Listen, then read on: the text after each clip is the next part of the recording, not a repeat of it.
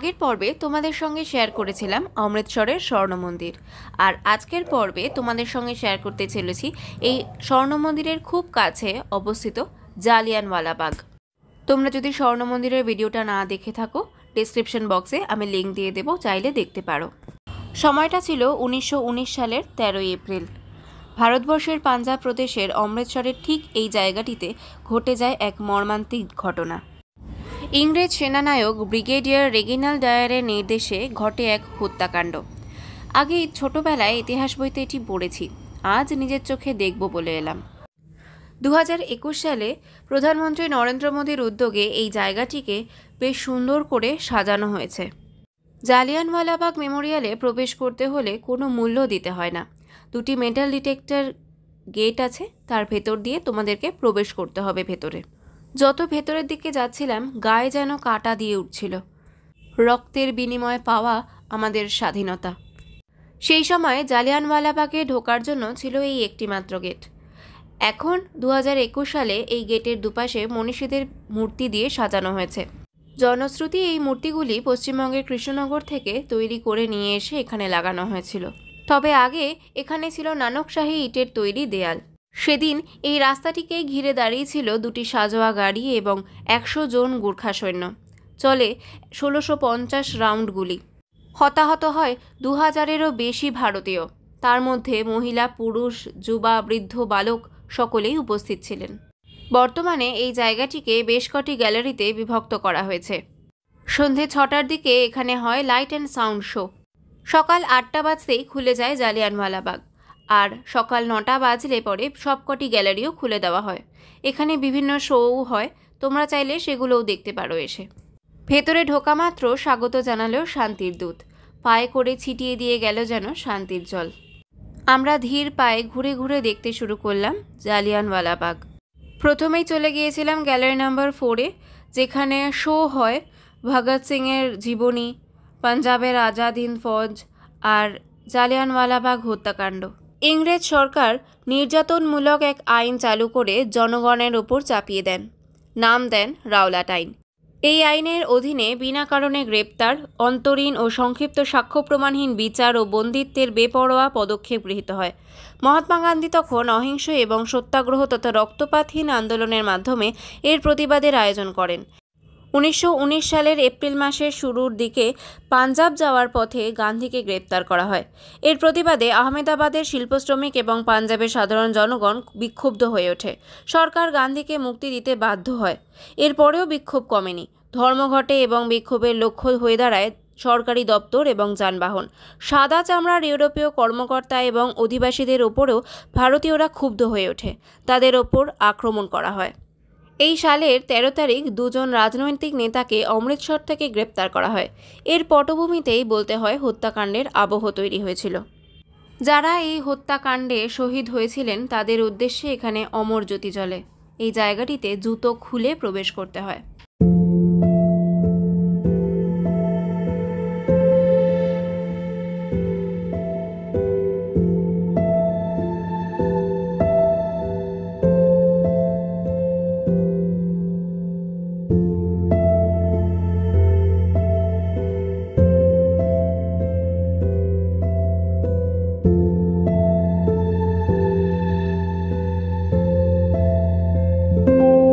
যারা এই হত্যাকাণ্ডে শহীদ হয়েছিলেন তাদের কিছু জনের শবদেহ এখানে সমাধিস্থ করা হয়েছে। হত্যাকাণ্ড সম্পর্কে 14 এপ্রিল 1919 সালে ডায়ার নিজের ডিসপ্যাচ অনুসারে 13 এপ্রিল 100 জন গোর্খা সৈন্য এবং দুটি সাজোয়া গাড়ি নিয়ে ডায়ারের নির্দেশে জালিয়ানওয়ালাবাগে 2000-এর মতো বিদ্রোহীকে হতাহত করা হয়, আর এতে খরচ হয়েছিল 1650 রাউন্ড গুলি। সমগ্র উদ্যান জুড়ে যে এই হত্যাকাণ্ড চলেছিল তার প্রমাণ হলো এই বুলেট মার্কসগুলো। জালিয়ানওয়ালাবাগের বিভিন্ন দেয়ালে এই বুলেট মার্কসগুলো দেখতে পাওয়া যায়। কিছু হয়তো এখনও আছে, আর কিছু হয়তো নষ্ট হয়ে গেছে।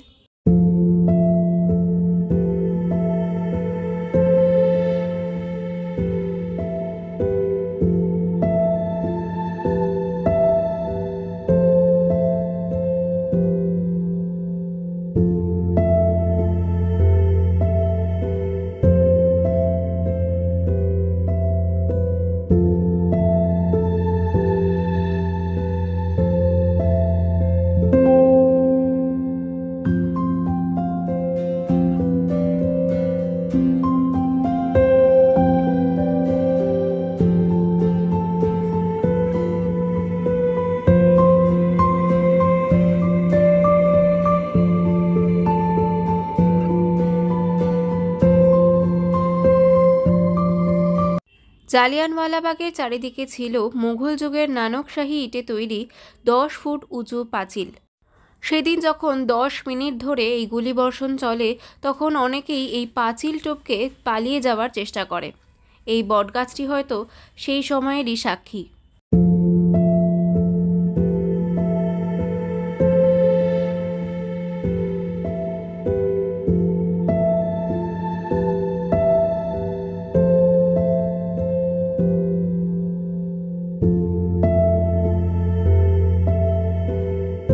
জালিয়ানওয়ালাবাগের হত্যাকাণ্ডের শহীদদের উদ্দেশ্যে রয়েছে এখন এই শহীদ মিনার।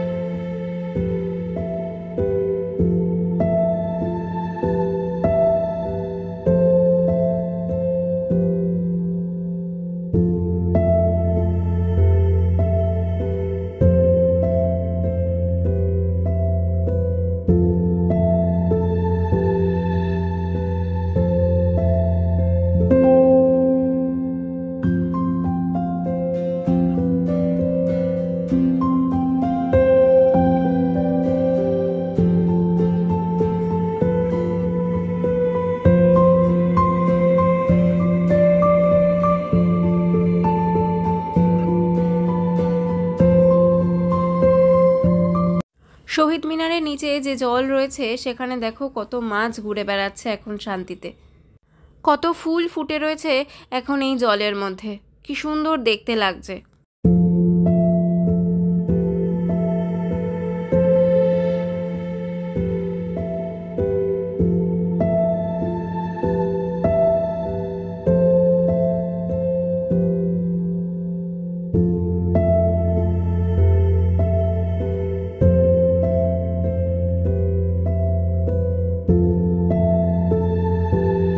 সারা জালিয়ানওয়ালাবাগ ঘুরে তোমরা দেখতে পাবে প্রচুর জায়গায় প্রচুর দেওয়ালে এরকম বুলেট মার্কস করা রয়েছে।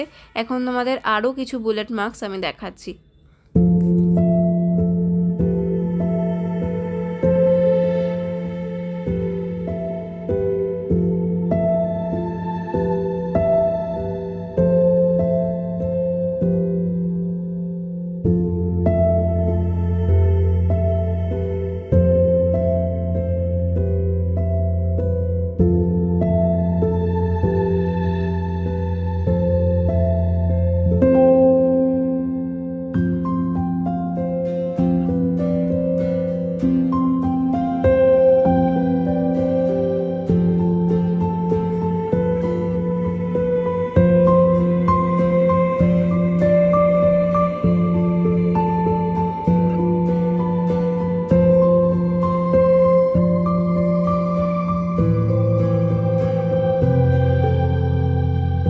এই জালিয়ানওয়ালাবাগের ভেতরে ছিল একটি কুয়ো। ওই গুলির হাত থেকে বাঁচার জন্য অনেকেই এই কুয়োতে ঝাঁপ দিয়েছিলেন এবং মারা যে গিয়েছিলেন সেটা আর বলার অপেক্ষা থাকে না। আর ঠিক সেই কারণেই এই কুয়োটির নাম দেওয়া হয়েছে শহীদি কুয়ো। পরে 120টি শবদেহ এই কুয়ো থেকে উদ্ধার করা সম্ভব হয়েছিল। সেই দিন বিকেল 4টের সময় 1650 রাউন্ড গুলি যখন 10 মিনিট ধরে করার পরে গুলির যোগান শেষ হয়ে যায়, সেই সময় জেনারেল ডায়ার তার বাহিনী সহ সেই স্থান ছেড়ে চলে যান। সারা রাত খোলা উদ্যানে পড়ে থাকে স্তূপাকৃতি হয়ে মানুষের শরীর। না দেওয়া হয় তাদেরকে এক ফোঁটা জল, আর না সরকার থেকে কোনো চিকিৎসার ব্যবস্থা করা হয়। জালিয়ানওয়ালাবাগের এই হত্যাকাণ্ডের প্রতিবাদে রবীন্দ্রনাথ ঠাকুর ব্রিটিশ সরকার প্রদত্ত নাইটহুড উপাধি ত্যাগ করেন। কবিগুরুর এই উপাধি বর্জন জালিয়ানওয়ালাবাগের হত্যাকাণ্ডের গুরুত্ব আরও বাড়িয়ে তোলে। ব্রিটিশ সরকার যখন এই হত্যাকাণ্ড চালাচ্ছিলেন তখন সেইখানে উপস্থিত ছিলেন উধম সিং ও তার অনাথালয়ের বন্ধুরা। তিনি দেখেন ডায়ার চলে যাওয়ার সময় রাস্তায় যত ভারতীয় দেখতে পেয়েছেন প্রত্যেককে টেনে হিচড়ে মারছেন এবং অত্যাচার করছেন। তিনি শপথ নেন তিনি এই অন্যায়ের প্রতিশোধ নেবেন। ব্রিটিশ সরকার থেকে জেনারেল ডায়ারকে এই হত্যাকাণ্ডের জন্য ক্লিন চিট দেওয়া হয়। তবে 1920 সালের মার্চে ডায়ারকে পদত্যাগ করতে বলা হয়। এই ঘটনার 21 বছর পর অর্থাৎ 1940 সালে লন্ডনের ক্যাক্সটন হলে ভূতপূর্ব লেফটেন্যান্ট গভর্নর ডায়ারকে হত্যা করেন উধম সিং। জালিয়ানওয়ালাবাগ হত্যাকাণ্ডের প্রতিশোধ নেন তিনি। উধম সিংকে শাস্তিস্বরূপ ফাঁসি দেওয়া হয়। এই জালিয়ানওয়ালাবাগ হত্যাকাণ্ডের স্মৃতিটুকু মুছে ফেলতে চেয়েছিলেন ইংরেজ সরকার, চেয়েছিলেন এই উদ্যানে একটি জামাকাপড়ের দোকান হোক, কিন্তু ভারতীয়দের লাগাতার বাধায় তা সম্ভব হয়ে ওঠেনি। মহাত্মা গান্ধী এই বাঘ কিনে নেওয়ার জন্য এক তহবিল তৈরির ডাক দেন। সারা দেশে এর ভালোই সাড়া পড়ে। 5,07,072 টাকা মতো ওঠে এই তহবিল থেকে এক বছরে, এবং তা দিয়ে এই বাঘ কিনে নেওয়া হয়। আজকের পর্ব তবে এখানেই শেষ করছি। কেমন লাগলো কমেন্টে জানাতে ভুলে যেও না। ভালো লাগলে লাইক শেয়ার করে দিও, আর নতুন বন্ধু হলে সাবস্ক্রাইব করে পাশে থাকা বেল আইকনটা অন করে দিও, যাতে যখনই ভিডিও আপলোড করি তোমাদের কাছে তার নোটিফিকেশন পৌঁছে যায়। আজকের মতো তবে এখানেই বিদায় নিচ্ছি। ভালো থেকো।